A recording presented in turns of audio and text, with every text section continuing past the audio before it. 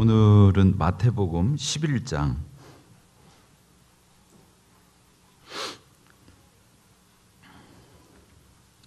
28절, 29절, 30절 읽겠습니다.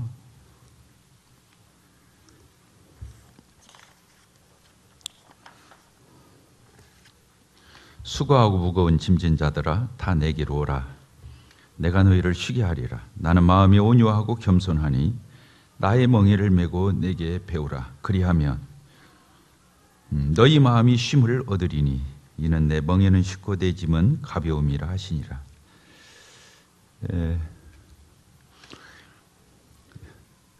어떻게 아셨는지 오늘 예배 때도 어떤 형제님이 형제가 아니라고 할까 봐서 이 말씀을 또 읽고 감사기도하는 걸 봤어요. 자, 성령께서 동일하게 역사하셨다고 믿습니다. 근간에 와서 제 마음에 29절 묵상이 뒤는 말씀입니다. 나는 마음이 온유하고 겸손하니, 나는 마음이 온유하고 겸손하니, 이 말씀이 계속 제 마음 가운데 있고 제 심령에 메아리 치는, 메아리가 그런 특징이 있잖아요. 한번 이렇게 크게 소리 지르면 그 울림이 다시 반사되어서 내 귀에 자꾸 이렇게 울려오잖아요. 그 메아리가 한번 딱 소리 치면 그걸로 끝나는 게 아니라 반사되어서 자꾸 귀에 울려오는 그런 것처럼 제 마음 가운데 근간에 이 말씀이 이렇게 자리 잡고 있습니다. 너무 잘하는 말씀이죠. 이거 믿지 않는 사람들조차도 그렇죠. 고린도전서 13장처럼 믿지 않는 사람들도 수고하고 무거운 짐진 자들아 다 내게로 오라. 내가 너희를 쉬게 하리라. 이 말씀 모르는 사람이 없을 정도로 잘 익히 알려진 말씀입니다. 이 말씀을 이렇게 생각해 보면 그렇습니다. 너무 잘하는 말씀이지만 수고하고 무거운 짐진 자들아, 이게 뭡니까? 이 문맥을 따라서 해석해 보면 그렇습니다. 율법의 어떤 노력, 하나님 앞에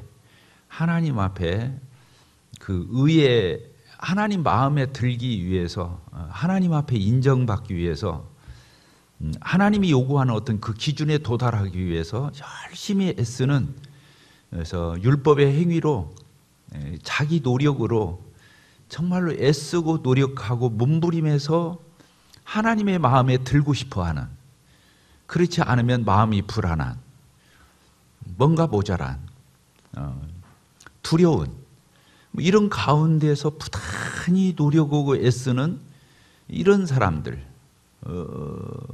연상시키게 하는 이런 말씀입니다. 수고하고 무거운 짐, 특별히 율법을 얘기한다고 봐도 과언이 아니죠.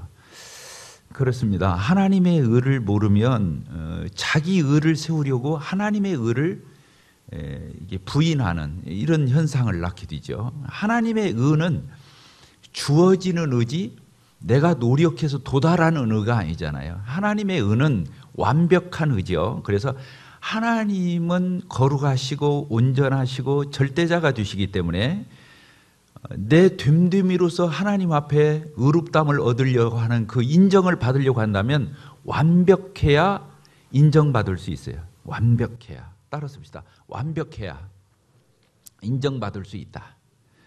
그거예요. 100점 만점에 100점을 맞아야 하나님이 인정을 하셔요. 왜? 하나님은 완전하시고 온전하시고 완벽하시고 절대적인 분이기 때문에 상대적인 기준을 가지고는 하나님 앞에 설 수 없어요. 율법이 613가지가 있다고 그러잖아요. 그러면 613가지를 태어나서 죽을 때까지, 내가 응애하고 태어나서 숨을 거둘 때까지 하나님 앞에 율법의 613가지를 한순간도 안 어기고 완벽하게 태어나서 죽을 때까지 지킨 사람이면 인정받을 수 있을지 모르지만 그런 사람은 없죠. 그래서 그런 표현을 쓴 거예요. 그래서 율법의 행위로는 의롭다함을 얻을 육체가 없다.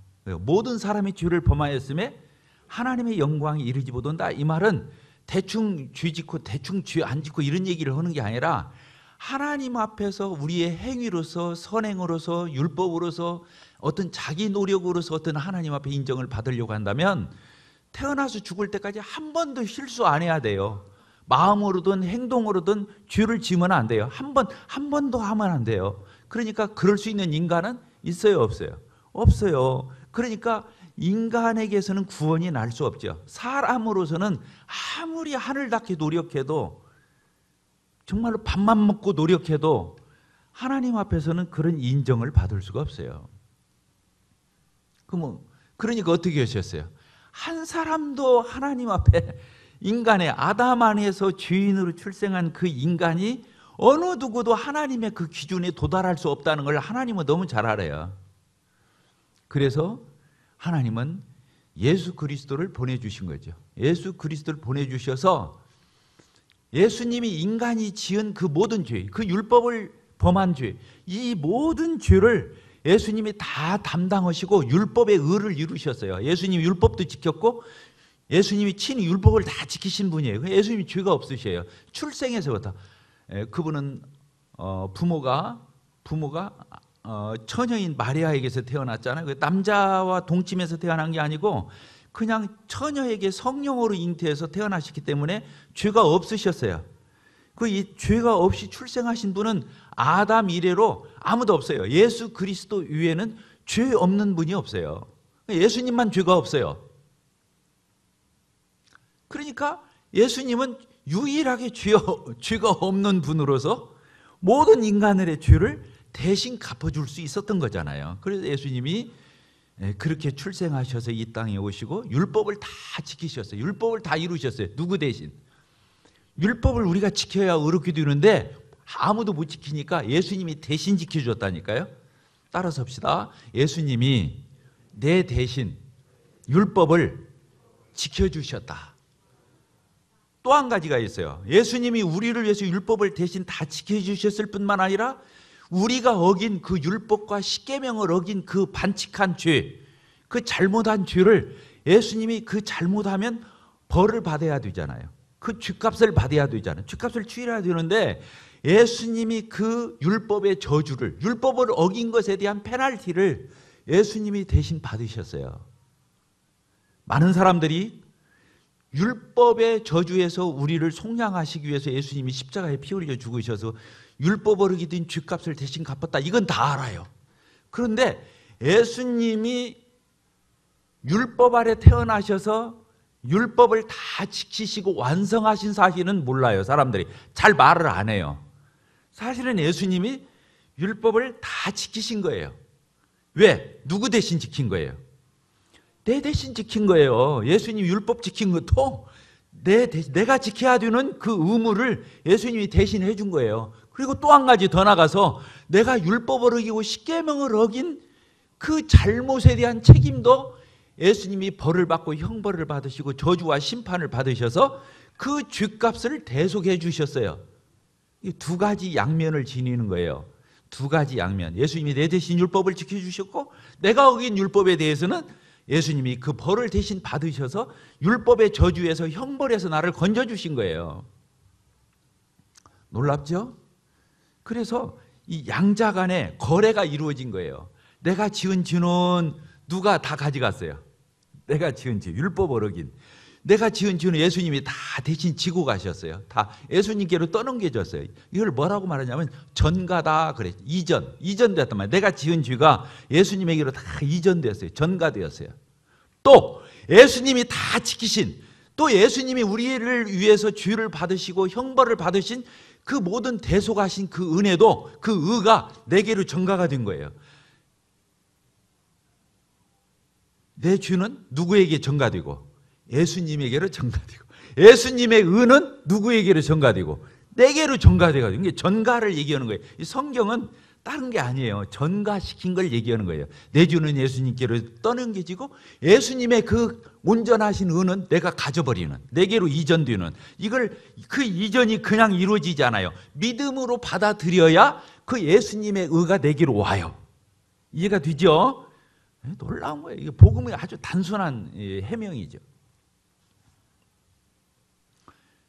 그래서 인간이 이걸 모르면 계속 노력하는 거예요.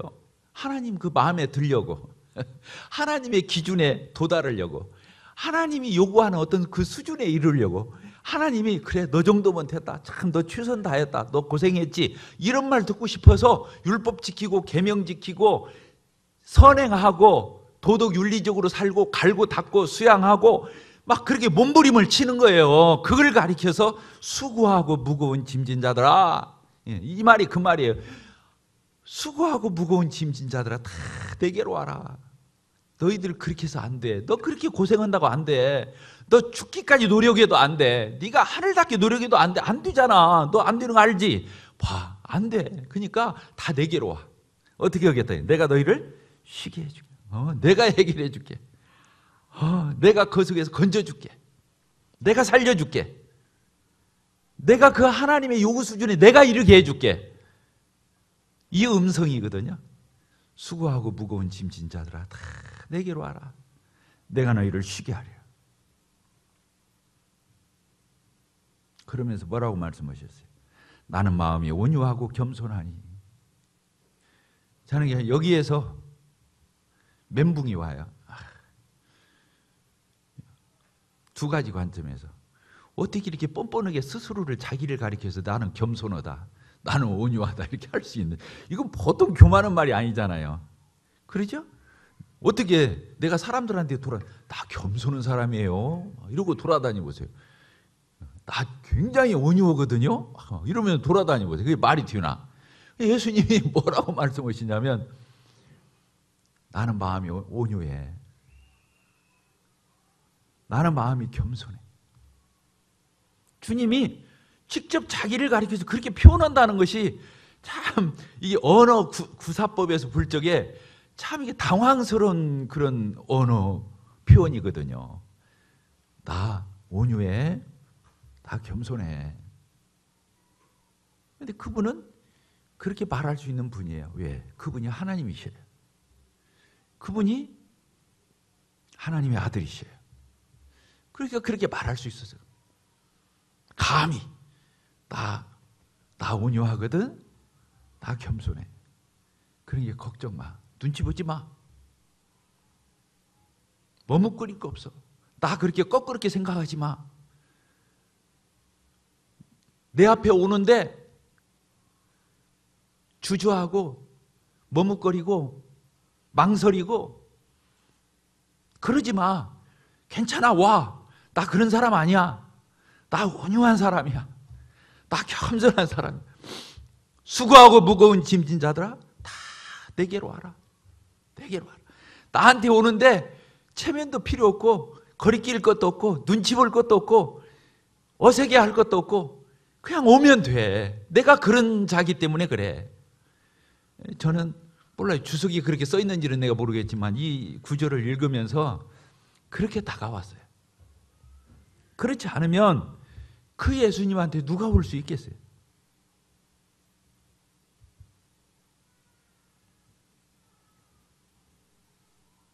내가 누구한테 어떤 비밀을 털어놓는다든가 어떤 말을 쉽게 하지 못해요.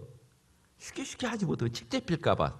도리어 내가 솔직한 건 좋을지 몰라도 그 말이 도리어 나에게 창피거리가 되고 책망거리가 되고 판단거리가 되고 또 저 사람이 나를 어떻게 그렇게 할까 봐서 말을 쉽게 못 하는 거예요. 누구 앞에 적극적으로 다가가기가 쉬운 게 아니에요. 특히 요새 시대가 그런 자예요.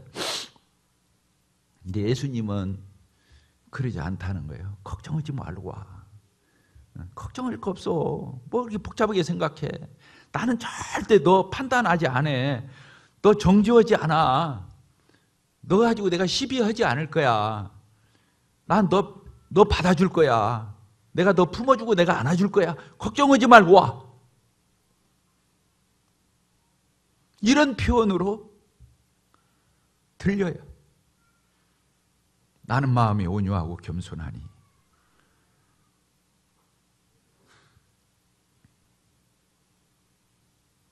이제 구원받은 이후에도 그렇잖아요. 구원받은 이후에도 이미 우리 주님 품에 우리가 안겼죠.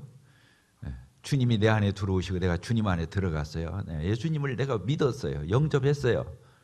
그런데도 우리가 예수님 앞에 나가기를 주저할 때가 참 많이 있습니다.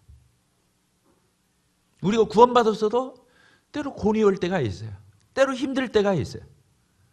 때로 답답할 때가 있어요. 낙심될 때가 있어요. 걱정이 많을 때, 염려가 막 먹구름처럼 몰려올 때가 있어요. 마치 벼랑 끝에 쓴 때처럼 그럴 때가 있어요. 숨이 막힐 때가 있어요. 잠을 못 이루고 뒤척일 때가 많아요. 그때도 주님은 여전히 구원받을 때만 수고하고 무거운 짐진 자들아 다 내게로 오라 이렇게 하시는 게 아니라 구원받은 이후에도 하나님은, 우리 주님은 우리에게 말씀하시는 거예요. 또 고생 많지? 너 힘들지? 버겁지? 내게로 와. 내가 쉬게 해줄게. 주님은 그럴 만한 인격이 있으시고 우리를 받아줄 만한 인격이 있으시고 또 우리를 쉬게 해줄 능력이 그 예수님에게 있기 때문에 그분은 감히 그렇게 말을 해도 하나도 부족함이 없으신 분이십니다.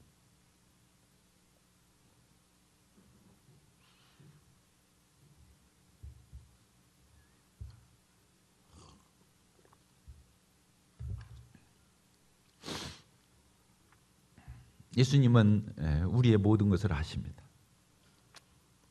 우리가 힘들다는 거 아십니다. 우리가 고생한다는 거 아십니다.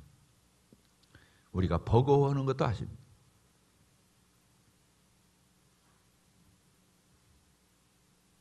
그 알아주는 게 참 고맙잖아요. 알아주는 게 얼마나 고마워요. 왜 알아주실 수 있냐면 그분이 사람이 되셨기 때문에 사람의 형편을 아셔요. 하늘에 계시지만 그분이 사람으로 오셨잖아요. 사람으로서 31년간을 사셨잖아요. 예수님이 30여 년 이상을 우리와 같은 똑같은 몸으로 오셔서 배고플 때도 있으셨고 목마를 때도 있으셨고 피곤할 때도 있으셨고 정말로 예수님이 코너에 몰릴 때도 있었고 기가 막힌 어떤 그런 처지에 처할 때도 제자로부터 배신당할 때도 있었고 제자로부터 부인당할 때도 있었고 참 엉망진창이 될 때도 예수님은 있으셨어요. 아니 인간이 가장 무섭고 두려워하는 그 죽음까지도 예수님은 친히 겪으셨어요. 인간이 얼마나 죽음을 두려워하는지 무서워하는지 공포스러워하는지 예수님은 다 아셔요. 왜? 그분이 인간이 오셔서 그 일을 겪으셨기 때문에 우리의 모든 체질을 아셔요. 겪으셨어요. 경험하셨어요. 그러니까 우리를 진짜 돕고자 하는 마음을 가지고 계셔요. 우리 시정을 해요. 과부 마음은 과부가 한다고. 인간이 되어오신 그 예수 그리스도 그분은 인간의 어떠함을 아셔요. 그러니까 우리를 능히 도우실 수 있고 도우시려는 마음을 가지고 계시고 실제로 그분은 그런 마음만 가지고 계시니 실제로 그럴 수 있는 능력이 그분에게는 있으신 거죠. 그 주님을 우리가 안 믿고 따르면 누구를 따르겠어요? 그러지 않겠습니까?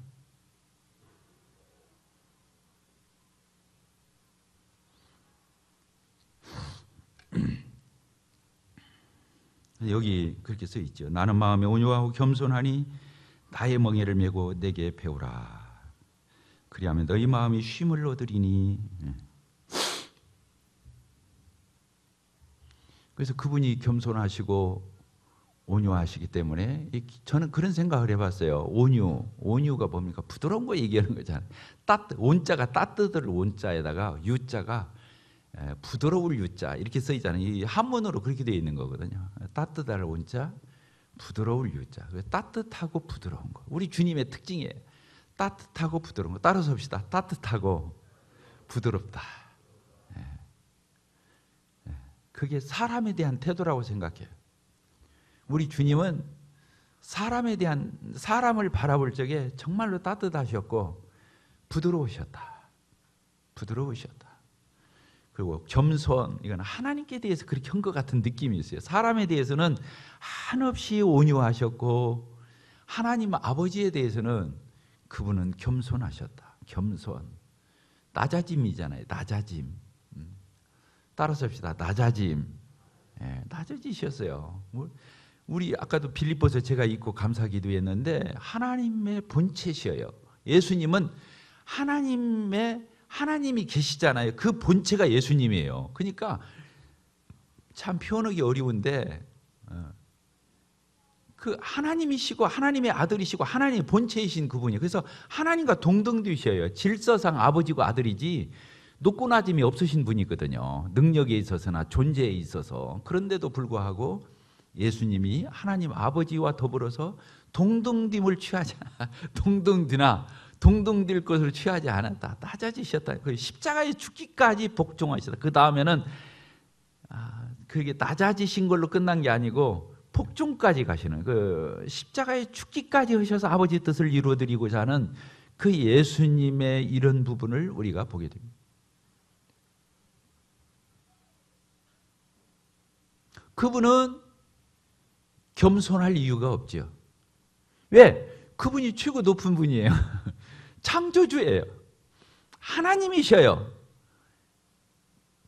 절대자셔요. 예수님이 절대자셔요. 그분은 낮아질 이유가 없어요. 최고로 높으신 분이에요. 근데 그분이 나는 겸손하다 그러셨어요.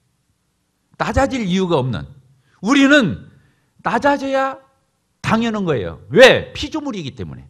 만물의 영장이라 할지라도 우리는 피조물에 지음받은 자예요. 우리는 죄인이에요.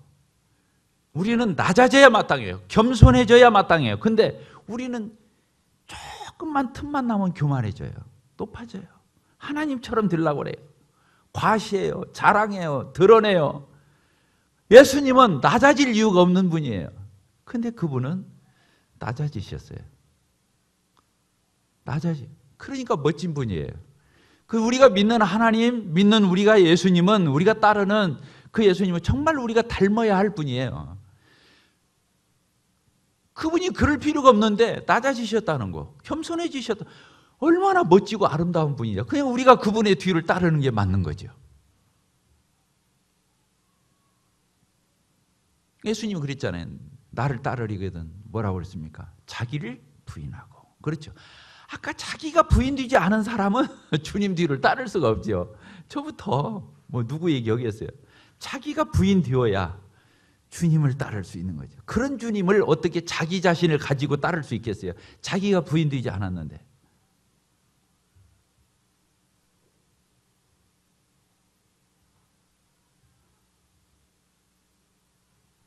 그러면서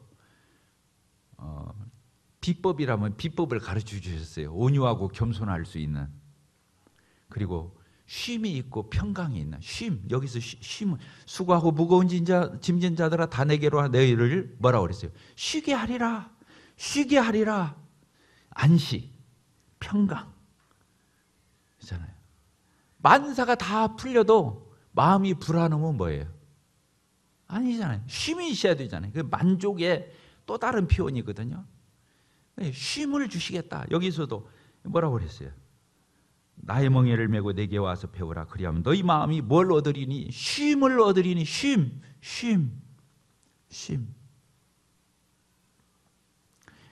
이게 겸손하고 온유하지 않으면 쉼이 없다는 뜻이에요. 우리가 쉼이 없는 이유는 뭐가 없기 때문이에요? 온유와 겸손이 없기 때문에 그런 거예요. 내 마음이 뭔가 교만해진 거예요. 내 마음이 높아진 거예요. 그러니까 누구 하나 이렇게 보더라도 양에 차는 사람이 없는 거예요. 저래서 안 되고 이래서 안 되고 왜 저 모양이고 왜 그 정도밖에 안 되고, 다 판단밖에는 안 되는 거예요. 불만밖에는 안 되는 거예요. 자기 양에 찰 사람은 아무도 없는 거예요. 그러니까 불안하지요. 쉼이 없어요. 근데 겸손하고 온유하면 쉼이 찾아오겠죠. 쉼이 찾아오고, 여기 그렇게 써 있어요. 쉼이 찾아올 거다고. 근데 그 쉼과 겸손을 어떻게 배우냐는 거예요. 예수님 여기 써 있어요. 내게 와서 배우라고. 예수님한테 와서 배우래. 다른 사람한테 가서는 배울 수 없어요. 다른 건 어떤 곳에 가서 배울 수 없고 예수님께 가야 배우는데 어떻게 오고 배우라는 거예요? 내 멍에를 메고 내게 와서 배우래. 여기 그렇게 써 있죠. 예? 나의 멍에를 메고, 따라습니다. 나의 멍에를 메고. 이 온유와 겸손이 사람에게서는 나올 수 없는 자질이잖아요. 이 품성이죠. 사람, 아담 안에서 주인에게서 나올 수 없는 품성. 뭐 사람들 중에 온유한 사람도 있고 조금 겸손한 사람이 있죠. 제스처에 불과한 거죠. 근본적으로 그런 사람 없어요. 성령 받고 성령의 열매로서의 인격적 품성이 도덕윤리적인 품성 말고 위로부터 말미암아 하나님께로부터 거듭난 생명, 하나님의 성품, 이것이 주어지기 전에는 이게 우리에게서는 나올 수가 없는 성품이에요. 그나마 파편적으로라도 나올 수 있다면 내게서 나온 거 아니고 내 안에 계신 성령으로부터 나온 거죠. 내 안에 계신 예수님으로부터 나온 거죠. 온유와 겸손이 그런 거죠. 근데 여기 써 있어요. 어떻게 하면 나올 수 있다고 그러냐면 내 멍에를 베라는 거예요. 예수님의 멍에를 베라는 거예요. 예수님이 뭐예요? 팔레스타인은 우리 잘 알잖아요. 멍에를 베는데 소 한 마리만 뭐 밭을 안 갈고 이 두 마리가 같이 밭 간다는 걸 우리 알잖아요. 어떻게 합니까? 어미소하고 새끼소가, 큰 소하고 작은 소가, 어미소하고 새끼소가 같이 멍에를 베요. 멍에가 뭔지 알죠? 이 덩어리 목 위에다가 씌워주는 거예요. 같이 힘을 쓰도록, 같이 한 방향을 가도록. 그래서 예수님이 뭐라고 하냐면 나에게 멍에가 있는데 너 이리 와. 나하고 같이 멍에 매. 그거예요. 나하고 같이 멍에 매자. 예수님이 멍에를 매자는 거예요. 그래서 이리 와. 여기 내 옆에 이 멍에 좀 같이 매자. 이리 와. 그래서 멍에를 같이 매는 거예요. 우리 잘 알죠? 힘은 누가 쓰고? 어미수가 쓰고. 새끼수는 어떻게 하는 거예요? 배우면서 따라가는 거예요. 따라서 합시다. 배우면서 따라가는 것이다. 거기서 훈련받고 있는 거예요. 지가 힘쓰는 게 아니고 훈련받고. 엄마가 어떻게, 어미소가, 아빠소가 어떻게 하는지 그 옆에서 다 배우는 거예요. 주인이 이리야 하면 출발하고, 하면 쉬고 막 이런 거예요. 그래서 옆에서 같이 배우는 거예요. 힘은 어미소가 다 써주고 따라가기만 하면 되는 거예요. 옆에 있기만 하면 되는 거예요. 옆에 있기만 하면 되는 거예요. 저 혼자 하려니까 힘든 거예요. 엄마소 옆에 있는 새끼소처럼 그래 옆에 탈싹 붙어서 멍에 같이 메고 엄마가 하는 대로, 엄마소가 하는 대로 그대로 따라서 하는 거예요. 발뛸지가 오른발 뛰면 같이 오른발 뛰고 그러잖아요. 같은 방향으로, 같은 방향으로, 같은 보조로 가는 거예요. 왜 주님 섬기기가 힘들겠어요? 자기 방식대로 주님 섬기려고 하니까 힘든 거예요, 사실은. 자기 방식대로, 자기 생각대로. 이게 뭐냐, 그게 교만해서 그런 거예요. 다들 그래도 나는 안 그래. 나는 각별해. 나는 이렇게 할 거야. 베드로가 그러잖아요. 다 부인해도 나는 부인 안 한다. 죽을지라도. 자기가 제일 먼저 가서 3번 부인해요. 그게 대단하게 보이잖아요. 근데 그렇지 않아요. 그 아무 힘도 없어요.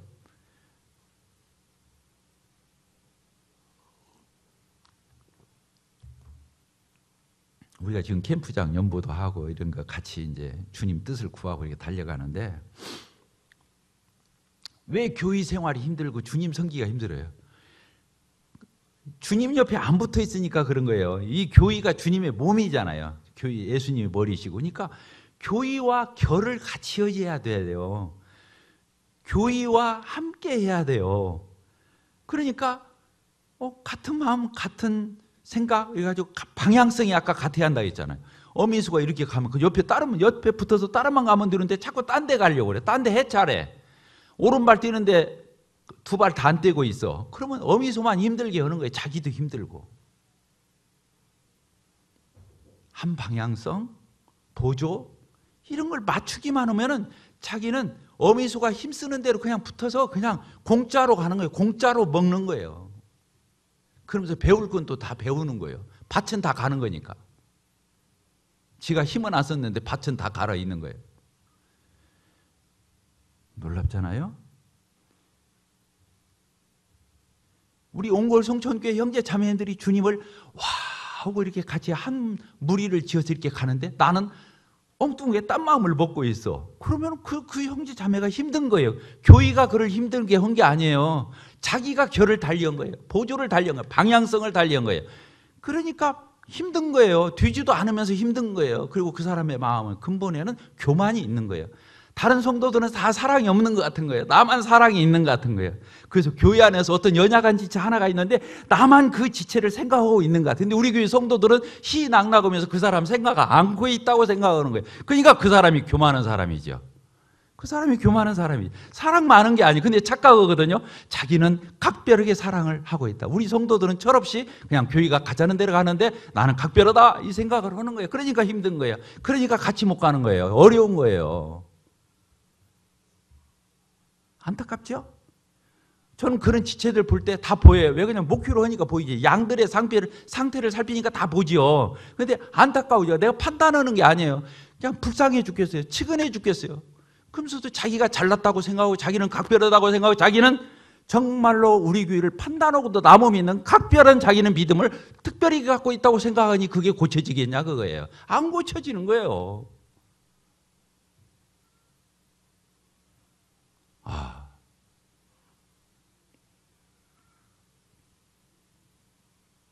주님이요 온유하고 겸손하다. 옆에 있으려면은 멍에를 매려면은 고개부터 숙여 하잖아요. 고개 뻣뻣이 메고 들고 멍에 맬 수는 없잖아요. 겸손이에요. 멍에 매는 게 겸손이 그 자체가. 자기를 제어하고 어미소에 붙어서 그 옆을 같이 가는, 따라가는. 그럴 적이 뭐가 있다고요? 쉼이 있다고요. 따라서 쉼이 있다. 예, 거기에 쉼이 있죠. 쉼이 애 안 썼는데 애썼는데 일이 망가져요.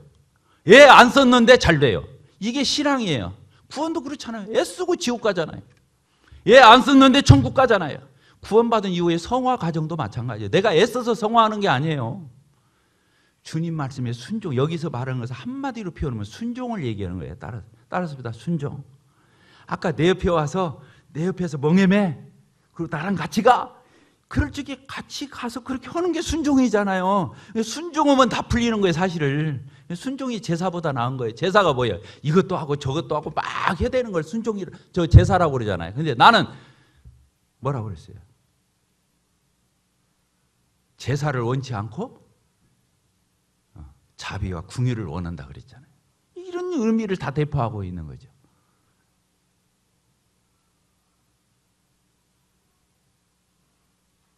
우리 주님께 순종합시다. 순종합시다.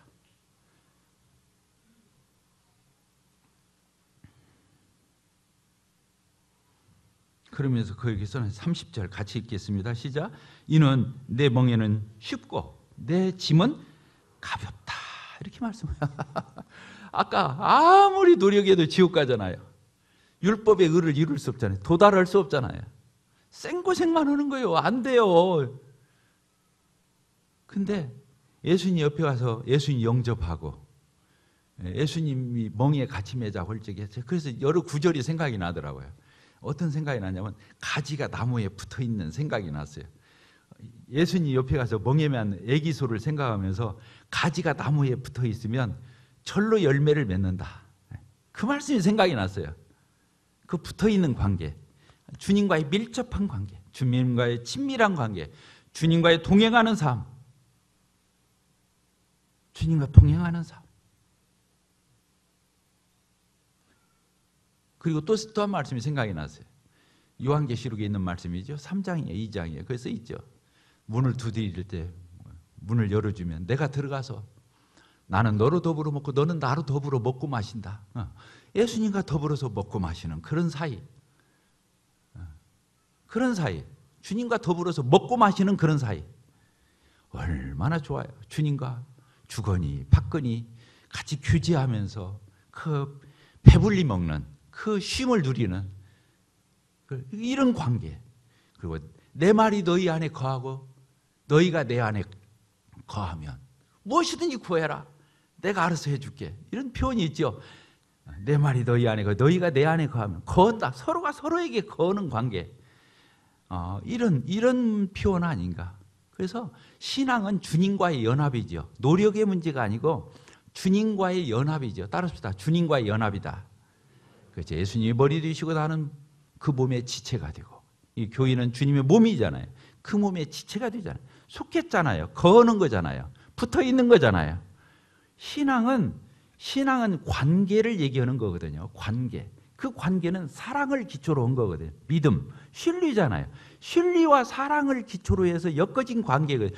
거기서는 다 나오는 거예요. 행위는 나오는 거예요. 부부 관계가 너무 좋아요. 너무 사랑스러워요. 너무 마음이 하나가 돼 있어요. 거칠 게 없어요. 그러면 아내는 아내대로 남편을 어떻게 즐거워해 줄까 하고 이것저것을 막 생각해내게 돼 있고 움직이게 돼 있어요. 남편은 남편대로 아내를 사랑하면 아내가 필요로 하는 거, 아내의 마음 이런 것들을 헤아려서 막 해주게 돼 있어요. 그러니까 행위로 관계가 맺어지는 게 아니고 이 관계가 기초가 되면 사랑의 관계, 신뢰의 관계, 이런 밀접한 관계, 서로 거는 관계, 서로 붙어있는 관계, 서로 연합된 관계가 되면 행위는 저절로 나오는 거예요. 사실은 이게 행위를 앞세운 것이 종교고 관계를 앞세우는 것이 신앙이죠. 신앙이 되면 행위는 따르는 거죠.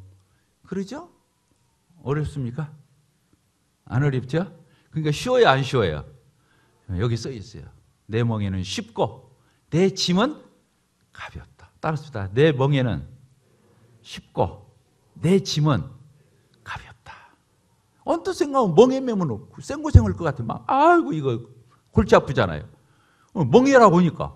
근데 그게 아니라는 거예요. 주님과 멍에 매면 그게 아니라는 거예요. 그냥 공짜로 다 된다 그 말이에요. 그냥 그분 옆에만 붙어 있으면 된다는 거예요. 그게 쉽고 가볍죠. 저희 모두가 이런 신앙생활을 할 수 있게 되기를 바랍니다.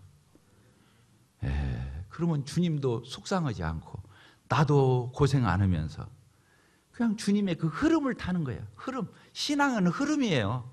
그 맥을 타야 돼요.